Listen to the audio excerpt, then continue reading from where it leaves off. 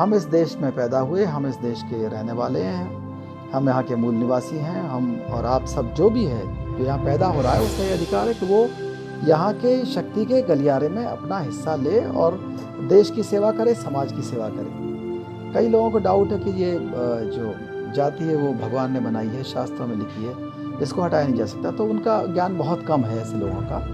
ऐसा नहीं है, ये पूरी दुनिया के अंदर ऐसा नहीं है, ना जातियाँ हैं पूरी दुनिया के अंदर। बहुत कम जगह है, कहीं क्लास हैं या कहीं दादागिरी हो सकती है, तानाशाही हो सकती है, लेकिन इस तरह का कि जन्मजात व्यक्ति हमेशा के लिए उसको ये कह दिया जाएगा पूर्व जन्मों के फल की वजह से आपको ये नुकसान नहीं।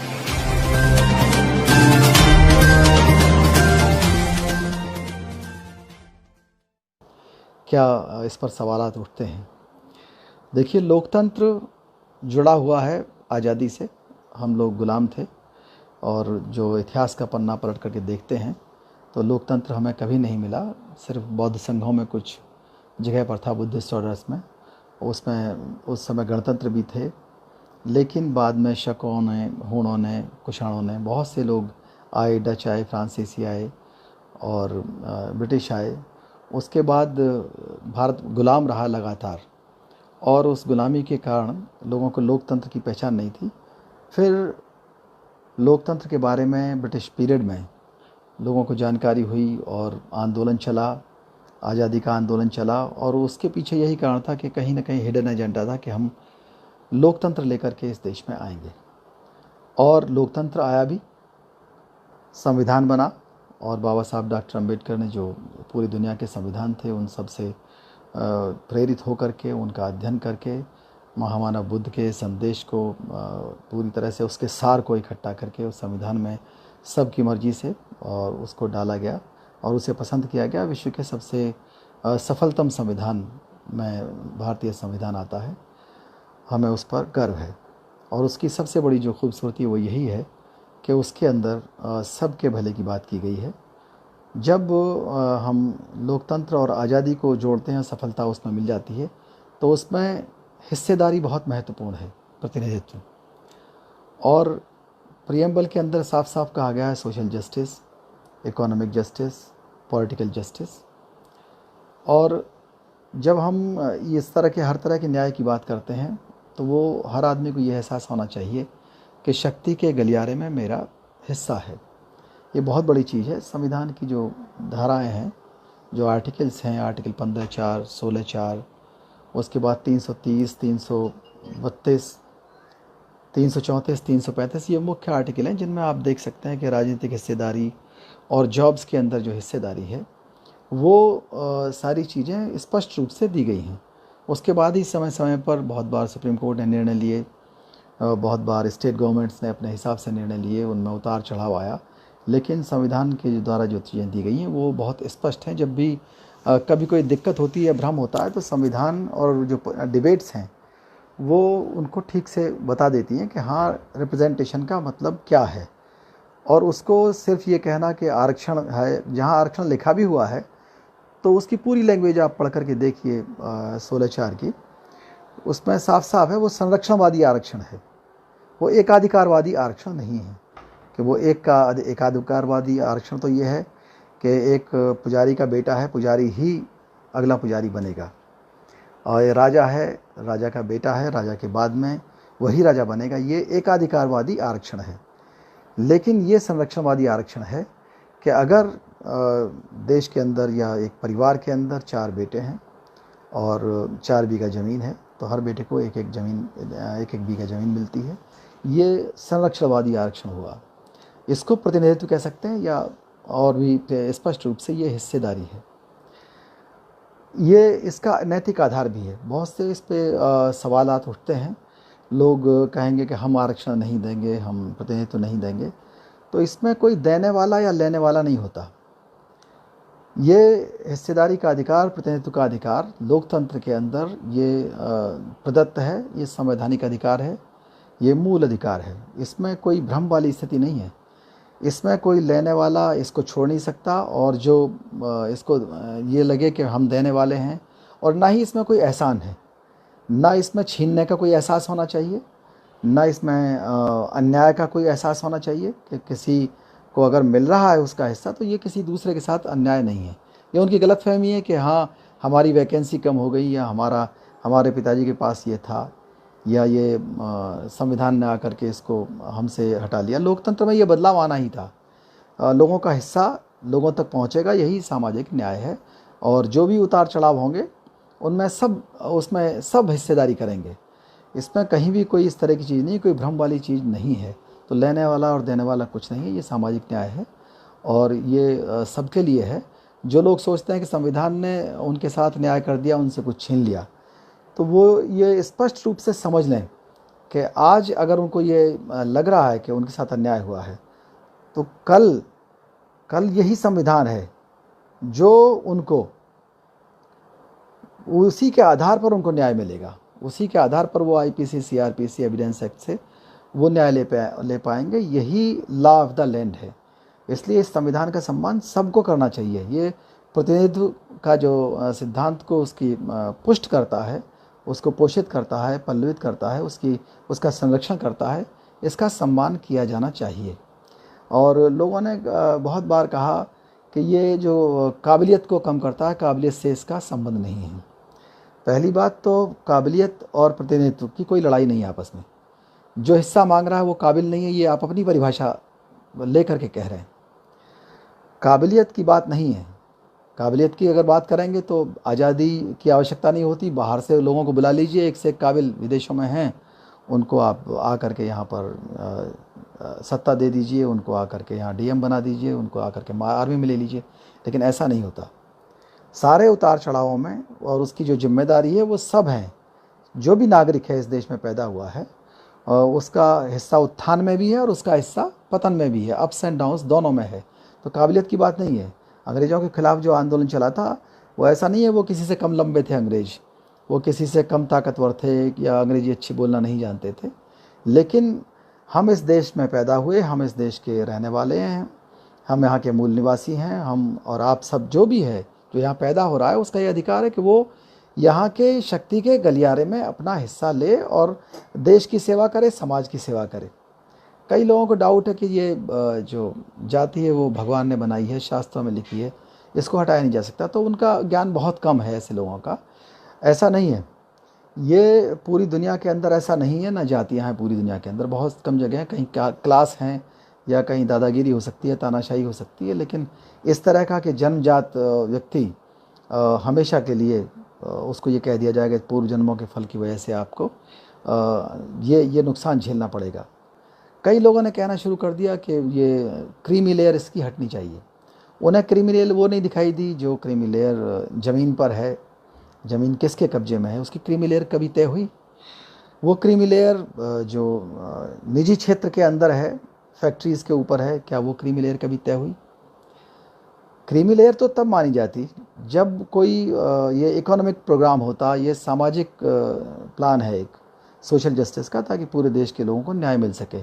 ये कोई गरीबी दूर करने वाला नहीं है, ना ही किसी को अमीर बनाने वाला प्लान है कि लोगों को अमीर बना दिया जाएगा और फिर छोड़ दिया जाएगा, हटा दिया जाएगा। ये निश्चित रूप से एक ऐसा कार्यक्रम है जिसमें डीम्ड है कि जब तक जाति रहेगी, जाति के आधार पर उत्पीड़न रहेगा और जो सीड है निश्चित रूप से वो ख़त्म हो जाएगा। तो अपने आप ख़त्म हो जाएगी, उसका कोई यूज़ नहीं रहेगा किसी भी तरह से। वो चाहे कहीं शास्त्र में लिखी हो, चाहे कोई व्यक्ति उसको आज कह रहा हो, इस तरह से। और क्रीमी लेयर के पीछे तो बहुत बड़ा एक षड्यंत्र भी है। और वो षड्यंत्र ये है कि जो एग्जीक्यूट करने वाले हैं, जो संसद में बैठते हैं, जो विधानमंडलों में, विधानसभाओं में बैठते हैं, और जो उसको एग्जीक्यूट करते हैं अधिकारी हैं या इनकम टैक्स पेयर्स हैं, वो जब निकल जाएंगे तो हेडलेस हो जाएगा और लीडरलेस हो जाएगी वो कम्युनिटी। और उसके बाद डिवाइड एंड रूल करके उसको एकदम ख़त्म करना बहुत आसान हो जाएगा, जिससे जो लोग पहले से सैकड़ों साल से एकाधिकार में जी रहे हैं, एकाधिकारवाद उनका है, वो एकाधिकारवाद उनका बचा रहेगा, उसका संरक्षण रहेगा। कई लोगों ने पूछा क्या ये हमेशा चलता रहेगा? हम नहीं चाहते कि हमेशा चले।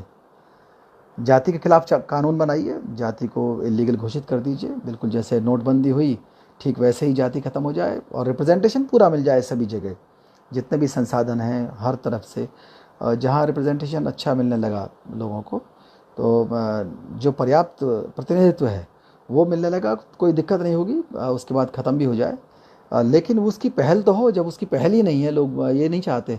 जब जाति ख़त्म करने की बात चलती है तब नहीं करते। वो अपने नाम के साथ जाति रखेंगे, अपार्टमेंट के आगे जाति लिखेंगे, गाड़ी के ऊपर, मोटरसाइकिल के ऊपर भी लिख देंगे जाति, और अपने मोहल्ले में, अपने जो कार्यालय है उसके अंदर लिखेंगे। यहाँ तक कि जो रेजिमेंट्स हैं आर्मी के, डिफेंस के, उन रेजिमेंट्स से भी जातियों के नाम अभी तक नहीं हटाए गए हैं। इससे बड़ी चिंता का विषय क्या हो सकता है कि क्या जाति ख़त्म करने का हमारे समाज का कोई प्लान है या नहीं है। तो वो प्लान तो बनाना पड़ेगा। अंतर्जातीय विवाहों के खिलाफ आज भी प्लान है, खाप पंचायत बैठती है, ऑनर किलिंग होती है। तो निश्चित रूप से जब लोग बाग हिस्सेदारी अपनी माँ, बहन, बेटी को, बहू को देने को तैयार नहीं हैं, तो वो किसी केरल के सफाई कर्मचारी को कैसे टॉलरेट कर देंगे कि वो देश का बहुत बड़ा नेता बन जाए, वो अधिकारी बन जाए। वो नहीं कर पाएंगे। तो कानून के द्वारा ही महिलाओं को हिस्सेदारी जितनी मिली है, कानून के द्वारा ही मिली है। उनको जब पढ़ाई का अधिकार मिल गया है, उनके लिए विशेष प्रावधान होते हैं, तभी जा कर के उनको पढ़ने का अधिकार मिला, चलने फिरने का अधिकार मिला, और उनके जो चाहे वो उत्पीड़न के खिलाफ अधिकार हों, कानून बने हों, तब जा कर के उनको कुछ ना कुछ रिलीफ मिला है। वरना जो व्यवस्था चली आ रही थी, पुरातन व्यवस्था, पुरोहिताई की व्यवस्था, उसमें महिलाओं को अधिकार नहीं थे, शूद्रों को अधिकार नहीं थे, अछूतों को अधिकार नहीं थे, ट्राइबल्स को अधिकार नहीं थे।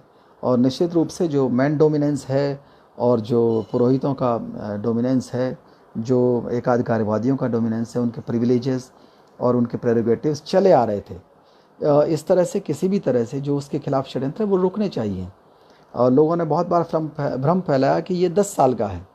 10 साल का नहीं है। आर्टिकल 334 में 330 और 332 के लिए बहुत से विद्वान आज जानने लगे और बता भी रहे हैं इसको।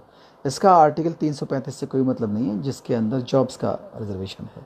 वो एक डीम्ड, एक ऐसा प्रोविज़न है। जाति जब ख़त्म हो जाएगी तो अपने आप लोग उसका यूज़ करना कम कर देंगे अपने आप। आज बच्चों के नंबर 500 में से 500 आ रहे हैं, और 99% वाले बहुत हैं बच्चे। निश्चित रूप से अगर साक्षात्कार ख़त्म करके देख लिए तो ये बच्चे टॉप करेंगे, और टॉप कर रहे हैं हर सेवा में।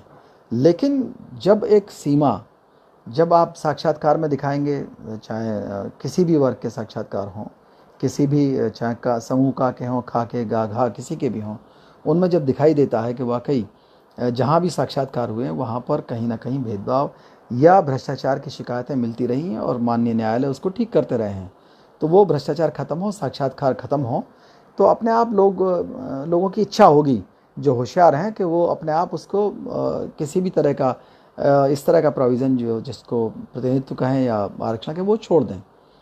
तो उसमें कोई दिक्कत नहीं किसी को। आप अखबारों में खुलेआम देते हैं कि हमको उसी धर्म का, उसी जाति का आदमी चाहिए, उसी उपजाति का चाहिए। तो निश्चित रूप से कहीं ना कहीं समाज के वो लोग जो जाति का फ़ायदा उठाते रहें।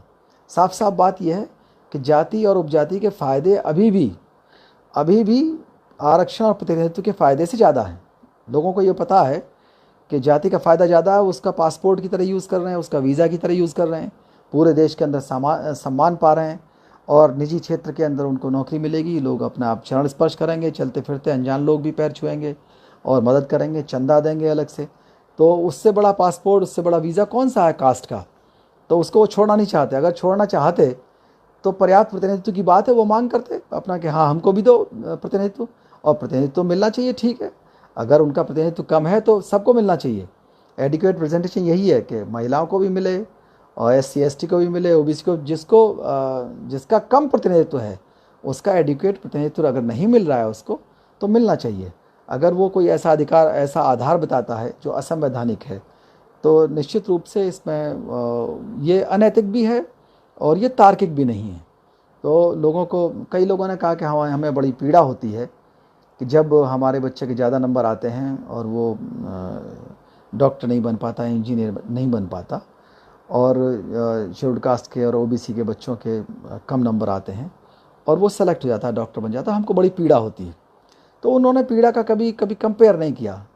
वो उन परिवारों से, उन लोगों से देखें जिनको दफ्तरों के अंदर, जिनके ACR ख़राब किए जाते हैं जाति के नाम पर, जिनको गांव के अंदर पेशाब पिलाया जाता है, जिनके घर जला दिए जाते हैं, जिनके साथ रेप होता है, मास रेप होता है, तो कभी उनकी पीड़ा का एहसास भी करना चाहिए उनको। और अब फिर भी आप जाति पर गर्व कर रहे हैं। अगर आपको लग रहा है कि आरक्षण से नुकसान है तो जाति पर गर्व करना छोड़िए और प्रतिनिधित्व की बात करिए। इंटर मैरिजेस को आप पसंद करिए, उसके लिए विशेष प्लान लेके आइए। उसमें अलग से कभी हमने तो देखा नहीं कि कभी किसी दबंग डोमिनेंट कास्ट वाले ने अंतर्विवाह का कोई कार्यक्रम किया हो जिसके अंदर अंतर्विवाहों को कभी पुरस्कृत किया गया हो, सम्मानित किया गया हो, या किसी रिलीजियस सेंटर से एक ऐसी अपील आई हो कि हमने, ये हमारा रिलीजियस सेंटर है, हम एक धर्म के रहने वाले हैं, यहाँ पर हम अंतर्विवाहों का एक समारोह कर रहे हैं, आप आइए कभी उद्घाटन करने। ऐसा कोई कार्यक्रम हमने देखा नहीं। किसी रिलीजियस सेंटर के ऊपर लिखा भी नहीं देखा कि उन्होंने अपील की हो कि हाँ जो भी यहाँ आएगा उसको राष्ट्रवाद की इसको राष्ट्रवाद की कसम खानी पड़ेगी। और राष्ट्रवादी वही है जो देश के हर नागरिक का सम्मान करेगा और देश को हर स्त्री पुरुष का सम्मान करेगा, उसके अधिकारों के खिलाफ नहीं लड़ेगा और उनके अन्याय जो है उसमें पूरी तरह से अन्याय को ख़त्म करने के लिए वो कृत संकल्प रहेगा। ऐसा हमने कहीं नहीं देखा। किसी एनजीओ ने भी इस तरह की बहुत कभी वो नहीं किया कि कोई कार्यक्रम किया हो कि अंतर्विवाहों को आप आगे लेके आ रहे हैं। कभी दहेज प्रथा के खिलाफ तो करते हैं, लेकिन अंतर्विवाहों के फेवर के लिए कभी कोई कार्यक्रम नहीं हुआ करते। ऐसे कार्यक्रम होने चाहिए। तो निश्चित रूप से भविष्य में ऐसा समय आएगा कि जो लोग इसको बैसाखी मान के चल रहे हैं वो बैसाखी छोड़ देंगे अपने आप। और जब देखेंगे कि हाँ हमको जब 500 नंबर सीबीएसई में आ सकते हैं, आईसीएसई में ना आ सकते हैं, तो निश्चित रूप से यूपीएससी लोग टॉप करते हैं, करते रहें, तो कोई उसमें नहीं भरेगा कॉलम में, और वो कॉलम अपने आप उनका कोई रेलिवेंस नहीं रह जाएगी। तो वो पीड़ा अभी ख़त्म हो जानी चाहिए। लोगों ने कई बार धमकी दी कि साहब ये वोट की राजनीति जो है इसकी वजह से आज तक प्रतिनिधित्व और ये आरक्षण वाला मामला बना हुआ है। तो लोकतंत्र में वोट की राजनीति कोई गलत चीज़ नहीं है। उसमें रूल ऑफ मेजॉरिटी होता है, माइनॉरिटी के राइट्स प्रोटेक्टेड होते हैं, सब लोगों की हिस्सेदारी डीम्ड होती है। और उसमें लोकतंत्र जो की बुराई करने वाले बहुत हैं, लेकिन लोकतंत्र से बेहतर कोई व्यवस्था नहीं है। चाहे अमेरिका हो, चाहे इंग्लैंड हो, चाहे इंडिया हो, एक सफल व्यवस्था है तो अकेले लोकतंत्र है। और अगर कोई इस तरह की बात करता है कि वोट की राजनीति ख़त्म करके कोई अन्य राजनीति या अन्य कोई इस तरह की का प्रोग्राम चलाएंगे, तो निश्चित रूप से उसमें अशांति होती है, फिर विद्रोह और क्रांतियाँ होती हैं। और उसके बाद भी अगर जब फैसला होता है शांति के लिए, तो जब हस्ताक्षर होते हैं बहुत सारे लोगों के बीच में, तो वहाँ पर भी प्रतिनिधित्व की बात पर ही फैसला होता है। और ये निश्चित रूप से बताया था कि नहीं, हम लोग इकट्ठा होकर के, चाहे वो कमज़ोर हों, चाहे वो विरोधी हों, चाहे विद्रोही हों, चाहे वो ताकतवर हों, जब इकट्ठा बैठ करके, चाहे वो पहला विश्व युद्ध हुआ हो, चाहे दूसरा विश्व युद्ध हुआ हो, लोगों ने जब समझौता किया तो शांति के लिए कहीं ना कहीं म्यूचुअल रेस्पेक्ट होती है। और ये म्यूचुअल रेस्पेक्ट हिस्सेदारी से आती है, और वो देश के अंदर भी और समाज के अंदर भी म्यूचुअल रेस्पेक्ट होनी चाहिए। और ये समस्या बिल्कुल नहीं रहेगी। इसके सीधा एक लाइन का फार्मूला ये है, जिस दिन आरक्षण का और प्रतिनिधित्व का विरोध खत्म हो जाएगा, उस दिन ये खत्म हो जाएगा। जब तक विरोध है, इसका मतलब लोगों के दिमाग में अन्यायवादी चरित्र है, उनका चरित्र लोगों के साथ सामाजिक न्याय देने का नहीं है। तो उस दिन का इंतजार करिए कि लोग इसका विरोध खत्म कर दें और अपने जो अन्य नागरिक भाई हैं उनके उत्थान में अपना उत्थान भी देखें, और उनके न्याय को न्याय के अंदर परिभाषित करें, न्याय की परिभाषा को स्वीकार करें, न्यायिक चरित्र को स्वीकार करें। वो कोई इस तरह की अशांति की धमकी वगैरह न दें। बीच में रिजर्वेशन प्रमोशन के बारे में बहुत से ऐसे निर्णय आए, जिन निर्णयों को संसद ने चेंज किया। 77th अमेंडमेंट लेकर आए, और 81st 82nd अमेंडमेंट आया, 85th अमेंडमेंट आया। रिजर्वेशन एंड प्रमोशन पूरे देश के अंदर लागू है, लेकिन उसके बारे में कई बार इस तरह के निर्णय हुए माननीय उच्चतम न्यायालय से, जिनके कारण काफ़ी संघर्ष बना हुआ है, काफ़ी चर्चा का विषय बना हुआ है। पहली बात तो 85th अमेंडमेंट पूरे देश के अंदर लागू है, और संसद ने संविधान में संशोधन करके 16(4), 15(4) और 16(4) A, B, C ये सब फंडामेंटल राइट्स के पार्ट हैं। तो निश्चित रूप से इसमें कोई भ्रम की कहीं भी गुंजाइश नहीं बचती है। और जब तक संविधान में जो लिखित चीज़ें हैं उसका सम्मान नहीं करेंगे, तो संविधान पर जो भी काम करते हैं, चाहे अधिकारी हैं, चाहे वो न्यायाधीश हैं, चाहे नेता हैं, कोई भी हैं, तो रूल ऑफ लॉ का सम्मान करना चाहिए। और वाकई ये जहाँ भी कहीं rule of police, rule of representative, rule of जज, या रूल ऑफ मिलिट्री की बात आती है तो वहाँ संविधान कमज़ोर पड़ जाता है। और हमारा संविधान बहुत मजबूत संविधान है। संविधान से सबको शक्ति मिलती है। अगर संविधान की बात नहीं मानेंगे तो वो पुलिस भी कमज़ोर होती है, और अप्रत्यक्ष रूप से जज भी कमज़ोर होते हैं, अप्रत्यक्ष रूप से प्रतिनिधित्व भी कमज़ोर होता है, प्रतिनिधि भी कमज़ोर होता है, और आम आदमी तो कमज़ोर होता ही होता है। तो संविधान का सम्मान करना चाहिए। जो प्रतिनिधित्व की बात है उसको स्वीकार किया जाना चाहिए। इसमें सारी की सारी जो दिक्कतें पैदा हुई हैं वो दिक्कतें हुई है कि जो प्रतिनिधित्व है, जिसको पॉलिटिकल रिप्रेजेंटेशन कहते हैं, उस प्रतिनिधित्व को हम लोगों ने कंपेयर नहीं किया पूरी दुनिया के प्रतिनिधित्व से। अगर हम उसको कंपेयर करने लगेंगे तो बहुत सारी चीज़ें अपने आप ठीक हो जाएंगी। हमारे देश में जो कॉन्स्टिट्यूंसीज़ हैं लोकसभा की, वो बहुत बड़ी कॉन्स्टिट्यूंसीज़ हैं, पूरी दुनिया के अंदर सबसे बड़ी कॉन्स्टिट्यूंसी हैं। और हम लोग दावा करते हैं बहुत से निबंधों में, बहुत से लेखों में, बहुत से संबोधनों में, इंडिया लार्जेस्ट डेमोक्रेसी है। लेकिन रिसर्च जो बताती है वो ये बताती है कि India is the least represented society, सबसे कम प्रतिनिधित्व है यहाँ पर, और सबसे बड़ी कॉन्स्टिट्यूंसी है। तो जो भी प्रतिनिधि होता है उसका संपर्क अपने जो समर्थक है, अपना जो वोटर है, या कॉन्स्टिट्यूंसी का जो नागरिक है, उससे नहीं हो पाता, और ना लॉयल्टी हो पाती है, ना उसके पास तक उसकी पहुंच हो पाती है, और 5 साल गुजर जाते हैं। आप जानते हैं हमारे देश की जो जनसंख्या लगभग 130 करोड़ के आसपास है, और उसके जो प्रतिनिधियों की संख्या है वो 795 से 802 तक रहती है। लेकिन अगर हम जो अन्य सफल डेमोक्रेसी हैं उनसे हम अगर तुलना करने लगेंगे तो आप ज़रा सी तुलना करके देखिए। इंग्लैंड की जनसंख्या 5.5 करोड़ है और उसके प्रतिनिधियों की संख्या 1425 है। रशिया की जनसंख्या 14.5 करोड़ है, 620 वहाँ के सांसद हैं। यूएसए की जनसंख्या 40 करोड़ के आसपास है, 535 वहाँ के जो सांसद हैं उनकी संख्या है। फ्रांस की जनसंख्या 6.5 करोड़ के आसपास है और 925 सांसद हैं। चाइना की जनसंख्या करीब 1 अरब और 40 करोड़ के आसपास है और 2980 के आसपास वहाँ के सांसद हैं। जापान की जनसंख्या करीब 13.25 करोड़ है और 710 एमपी हैं। जर्मनी की जनसंख्या 8.5 करोड़ है और 709 एमपी की संख्या है। पाकिस्तान की जनसंख्या 17.5 करोड़ है और 446 मेंबर ऑफ पार्लियामेंट हैं। श्रीलंका की जनसंख्या 2 करोड़ 14 लाख के ऊपर है और 225 वहाँ सांसद हैं। नेपाल 2 करोड़ 64 लाख है, 334 सांसद हैं। बांग्लादेश 16 करोड़ 10 लाख के आसपास है और 350 सांसद हैं। भूटान 7 लाख लगभग जनसंख्या, 72 सांसद हैं। इटली 6.5 करोड़ के आसपास है जिसके 951 सांसद हैं। वेनेजुएला की जनसंख्या 2 करोड़ है और 167 सांसद हैं। और आप कंपेयर करके देखिए अपने देश से।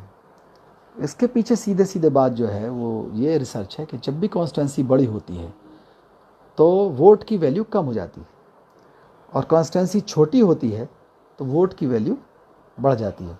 बहुत से लोगों ने कहा कि नहीं, अगर ऐसा होगा तो प्रतिनिधित्व ठीक नहीं हो पाएगा और शोर शराबा बहुत होगा। तो निश्चित रूप से उनको कंपेयर करना चाहिए चाइना वगैरह से कि वाकई अगर आवाज़ नहीं है, लोगों की वॉइस नहीं है, लोगों का रिप्रेजेंटेशन नहीं है, तो निश्चित रूप से उनकी जो बात है वहाँ तक नहीं पहुँच पाएगी। और उसका असर होता है सड़क पर, उसका असर होता है कि वो लोग जिनकी आवाज़ नहीं पहुँच पाती है राष्ट्रीय स्तर तक और प्रतिनिधियों के द्वारा, तो वो लोग सड़क पर आवाज़ करते हैं। लॉ एंड ऑर्डर में दिक्कत होती है, कहीं सांप्रदायिकता की बात आती है, कहीं जातीय तनाव होता है।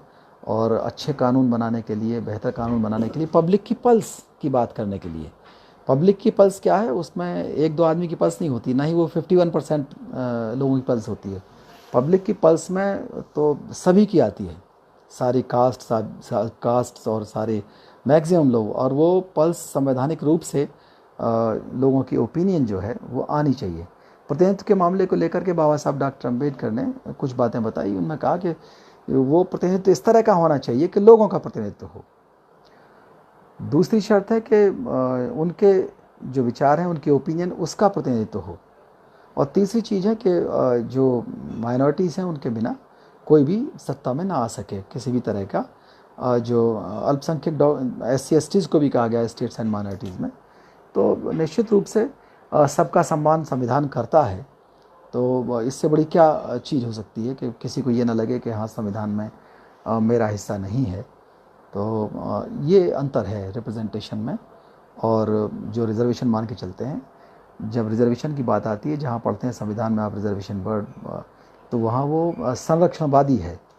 संरक्षणवादी आरक्षण में कोई दिक्कत नहीं है, लेकिन जो एकाधिकारवादी आरक्षण है उसमें दिक्कत है। होना चाहिए प्रतिनिधित्व, शेयर, जो सबको पसंद आएगा निश्चित रूप से। बहुत बहुत धन्यवाद। जय भीम, जय। मेरा अपना चैनल, आपका चैनल, समाज का चैनल, देश का चैनल NB News 24/7 को आप लाइक करें, सब्सक्राइब करें और ज्यादा से ज्यादा इसकी वीडियो को शेयर करें, ताकि हर खबर को मैं आप तक आसानी से पहुंचा सकूं।